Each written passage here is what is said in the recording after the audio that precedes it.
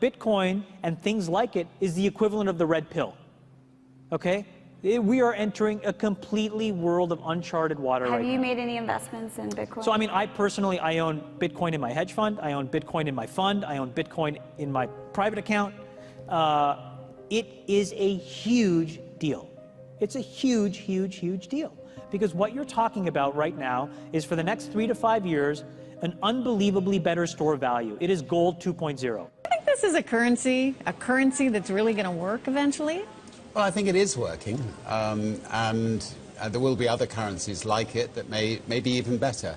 But in the meantime, there's a big industry around Bitcoin, and you know, people have made fortunes out of Bitcoin. Bitcoin, there is no Bitcoin company, there is no Bitcoin building, there's not even a Bitcoin server anywhere that you could shut down. It is completely distributed.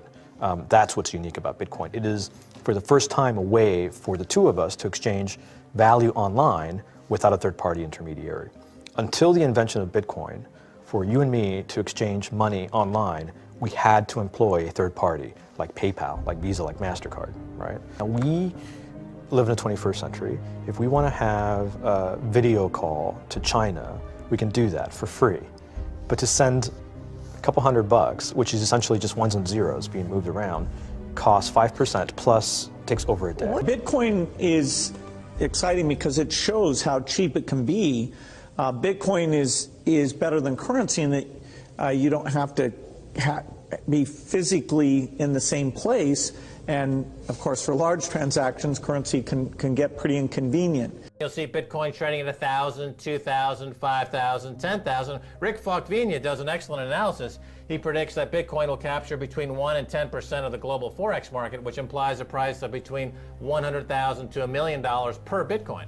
Most of the people who are on the sidelines not buying Bitcoin today will start to buy Bitcoin when it gets over 1,000, and then a greater percentage of people will definitely plow into Bitcoin when it starts to get over 10,000. It's still predicting Bitcoin, $10,000 per Bitcoin in 3 years. Casares, he is the CEO of Zappo, which is a Bitcoin wallet and Bitcoin vault. I think it's mostly a very positive thing. I think we're going to see ups and downs like with any other emerging technology, but I think Bitcoin is here to stay, and it makes sense that it be taxed and treated like any other. So let's make a bold call here. In 10 years, what do you think Bitcoin will be worth? One Bitcoin? Between $500,000 and $1 million. A lot of people are just seeing the charts and thinking, how high will it go? What I'm doing is counting backwards. I mean, this is a transactional currency, and it is a store of value. As such, it is a product and a service competing on a very tangible market for stores of value and for transactional currencies. So what is the size of that market? Right, and this is important. And how big a market share can Bitcoin realistically take within a foreseeable time frame? Right. When you ask that question, then you come up with a market cap of Bitcoin total, and then you divide that by the number of Bitcoin in circulation by your estimated time, and seeing how Chinese are buying Bitcoin like crazy. I actually had to adjust this number upwards, but then you come up with a number of about $2 to $5 million per Bitcoin. Is Bitcoin the currency of the future, or is it the payment system they're developing? Bingo! It's the payment system. It's the blockchain encryption, and they're interesting things. I think Bitcoin, or the really blockchain encryption that's behind it, has a greater ability to bring more of the world's population out of poverty than anything we've seen. If you're new to Bitcoin, take your time to go out there and Google it and learn about it. It truly is one of the most important inventions in the history of humankind, and certainly the most important invention since the internet.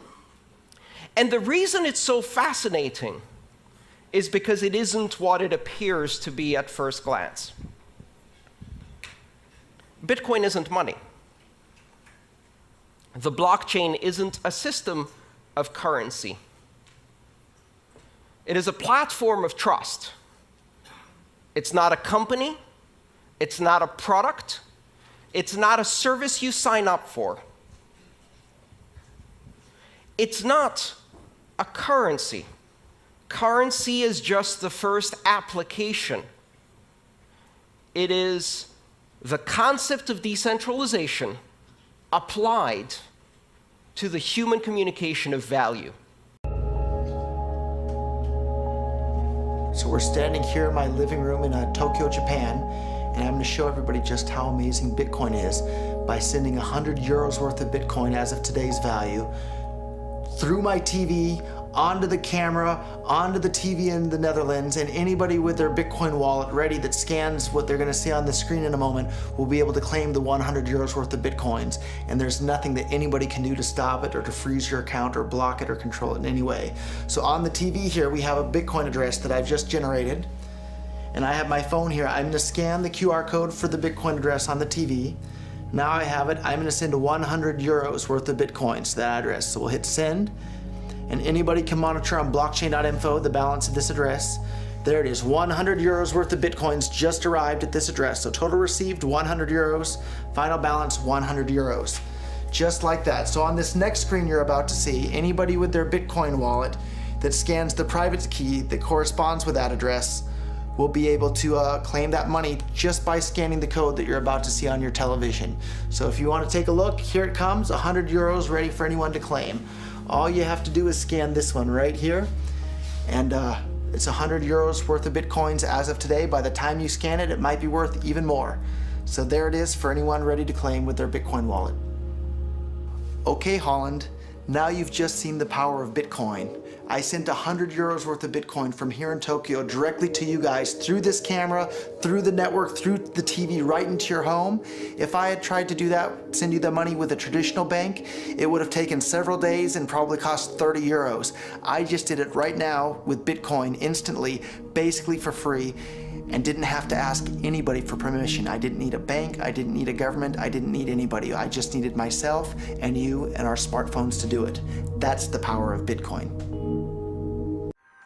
So thinking that it's too late to get involved in Bitcoin is like thinking it's too late to get involved with the internet or too late to get involved with using a cell phone. Like, it's not too late to get involved with Bitcoin.